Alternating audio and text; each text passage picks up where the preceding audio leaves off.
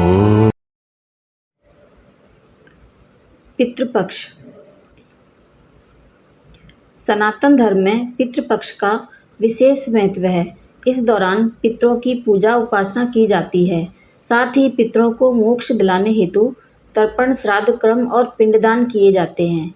इस वर्ष 29 सितंबर से लेकर 14 अक्टूबर तक पितृपक्ष है। गरुड़ पुराण की माने तो अश्विन माह के कृष्ण पक्ष की प्रतिपदा तिथि से लेकर अश्विन माह की अमावस्या तिथि तक पितृपक्ष मनाया जाता है। इस समय पितृ धरती लोक पर आते हैं। धार्मिक मान्यता है कि पितृपक्ष में पितरों की पूजा करने से व्यक्ति को मृत्यु लोक में ही समस्त प्रकार के सुखों की प्राप्ति होती है। साथ ही आय और सौभाग्य में भी व्यापार वृद्धि होती है। व्यक्ति की सभी मनोकामनाएं पूर्ण होती हैं। पितृपक्ष के अप्रसन्न रहने पर जातक को जीवन में ढेर सारी मुश्किलों का सामना करना पड़ता है। आर्थिक स्थिति बदहाल हो सकती है। अकस्मात अनहोनी का खतरा बढ़ जाता है। अतः पितरों का प्रसन्न रहना बहुत जरूरी है।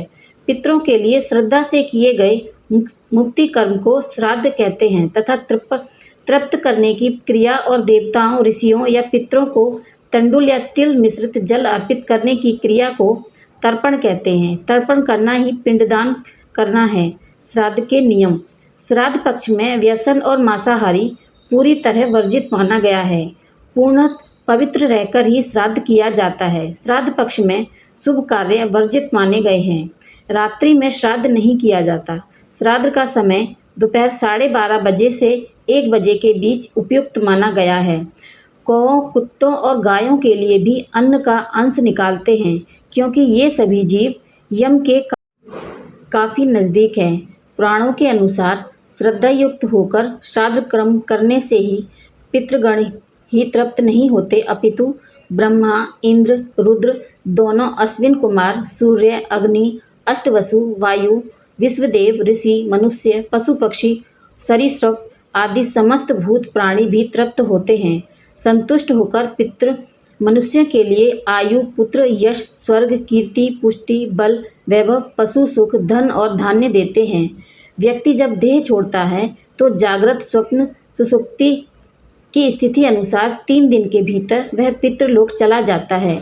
इसलिए तीज मनाई जाती है। कुछ आत्माएं 13 दिन में पितृलोक चली जाती हैं, इसलिए त्रयोदशा कर्म किया जाता है और कुछ सवा माह अर्थात 37वें या 44वें दिन फिर 1 वर्ष पश्चात तर्पण किया जाता है।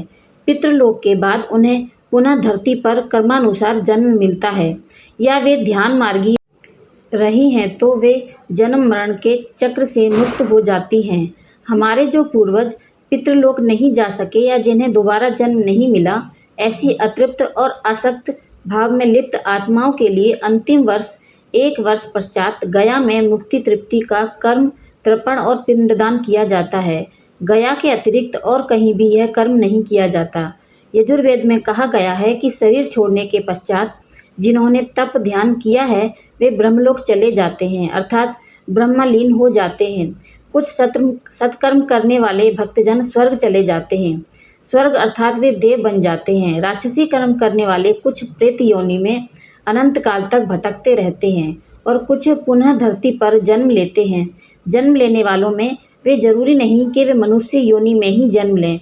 इससे पूर्व ये सभी पितृलोक में रहते हैं, वहीं उनका न्याय होता है। उक्त सभी हमारे पितृ हैं।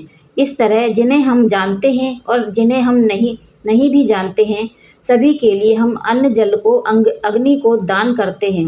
अग्नि उक्त अन्न जल को हमारे पितरों तक पहुंचाकर उन्हें तृप्त करती है। धर्मशास्त्रों के अनुसार पितरों का निवास चंद्रमा के अधर्भ भाग में माना गया है। यह आत्माएं मृत्यु के बाद 1 वर्ष से लेकर 100 वर्ष तक मृत्यु और पुनर्जन्म की मध्य की स्थिति में रहते हैं। पितृलोक के श्रेष्ठ पितरों को न्यायदात्री समिति का सदस्य माना जाता है। अन्न से शरीर तृप्त होता है। अग्नि को दान किए गए अन्न से सूक्ष्म शरीर और मन तृप्त होता है। इसी अग्निहोत्र से आकाश मंडल के समस्त पक्षी भी तृप्त होते हैं।